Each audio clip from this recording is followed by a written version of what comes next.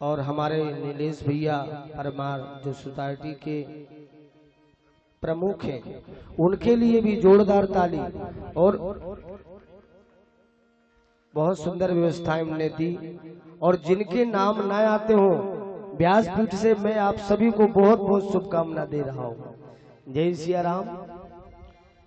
क्योंकि कहते तुम बिन यज्ञ न होते, इसलिए आप सबको भी जरूरत है। जय सिया राम। और आइए हम कथा में प्रवेश करें। तो आप सभी लोग सुंदरकांड का पाठ करते, सबको करना चाहिए, पर आज से एक संकल्प लेके जाना कि सुंदरकांड का पाठ कैसे करते हैं। गोस्वामी जी ने सुंदरकांड में 3 श्लोक लिखे और गोस्वामी जी बताते कि सुंदरकांड सब प्रकार से सुंदर है, बंदर भी सुंदर हो गए। तो हमें भी ये संकल्प लेना है। हम लोग सुंदरकांड जब कराते ना, कोई बालक का जन्म दिवस होता है तो सुंदरकांड कराते हैं। सुंदरकांड जो गाने आते हैं वो गाते रहते हैं और हम उनका ध्यान नहीं देते। इसलिए सुंदरकांड भले एक दिन आगे या पीछे रखो, पर सुंदरकांड की ऐसी महिमा है, सादर सुनहित तरहि भव सिंधु बिना जल जान। आप कभी भी सुंदरकांड का पाठ करावें तो सादर बैठकर श्रवण करें, ऐसी महिमा। दूसरी बात है, सुंदरकांड का जब पाठ हो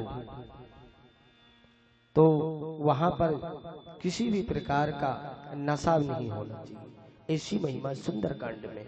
ये सुंदरकांड की महिमा हम वाल्मीकि सुंदरकांड से आपको बता रहे हैं कि सुंदरकांड किस प्रकार से सुंदर है। कम से कम हम, अच्छा आप ये बताइए, जैसे आप सुबह पूजन में बैठते हैं तो केशवाय नमः, माधवाय नमः, नारायणा नमः पवित्रीकरण करते हैं ना, ऋषिकेशाय नमः हाथ प्रक्षालय करते हैं। क्यों करते हैं? कि हमारी जो पूजा है उसको भगवान श्रवण करें। और अगर हम सुंदरकांड पाठ में बैठ के वहां जर्दा इसका सबका सेवन सब करेंगे तो कैसे फल मिलेगा? क्योंकि एक एक मंत्र है जो ना वो भगवान के श्वास से निकली हुई।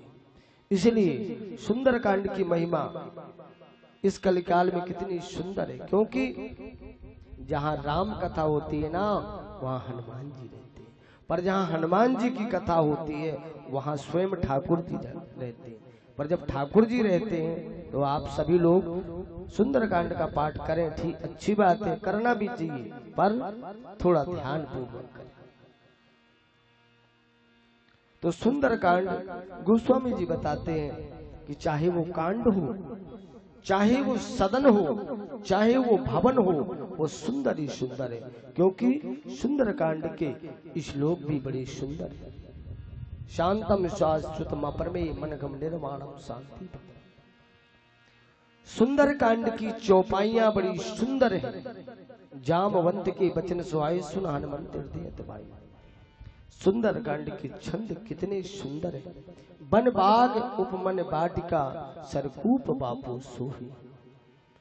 और सुंदरकांड के दोहे कितने सुंदर है। सकल सुमंगलदायक रघुनायक गुणगान।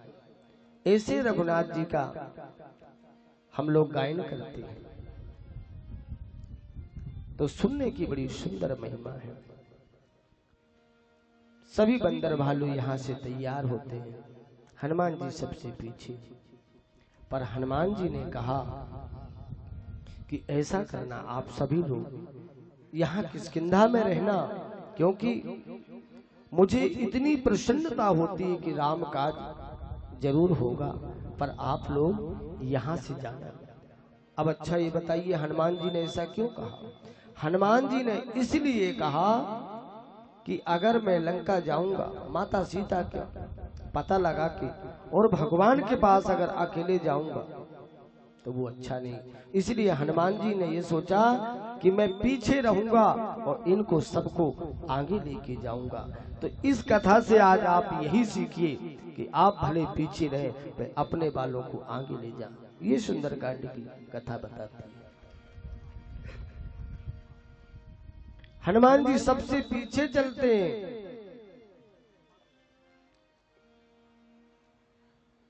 और यहाँ हनुमान जी एक पर्वत पर चढ़कर और वहां से जय जयकार करते हुए जय की घोषणा, आकाश से फूलों की वर्षा, गंधर्व लोग गायन करते हैं, जय श्री राम। आइए हम बड़े भाव से सुंदरकांड में प्रवेश करें। जामुमंते के बचन सुहाए, हनुमान जी को यहाँ जामवंत जी के बचन सुहाए। यहाँ से हमें भी सीखना चाहिए कि हमारे घर में जो बुजुर्ग माता पिता, उनसे भी हमें पूछना चाहिए। नहीं तो हनुमान जी तो अतुलित बलधाम। पर देखो अभी आगे आप कथा में सुनेंगे, जहाँ भगवान के कार में हनुमान जी निकले, सुरसा भी आती कहती मैं खाऊंगी, हनुमान जी छोटे बन जाते। हमें भी छोटे बन, अगर हमारे भगवान का कार हो रहा तो हमें भी छोटे बन जाना चाहिए। हनुमान जी क्या कहते हैं कि मैं राम काज के लिए आया हूँ, मोहिन कछु बांधे के लाजा, कीन चाहूं निज प्रभु कर काजा।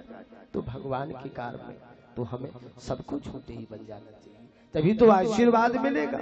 आप देखो ठाकुर जी का सबके ऊपर आशीर्वाद है, समस्त साई बाटिका के ऊपर आशीर्वाद है।